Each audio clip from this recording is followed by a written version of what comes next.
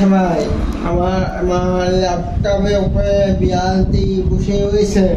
আপনারা দেখতে পাচ্ছেন কি সুন্দর করে বিড়াল আমার ল্যাপটপে বসে রয়েছে।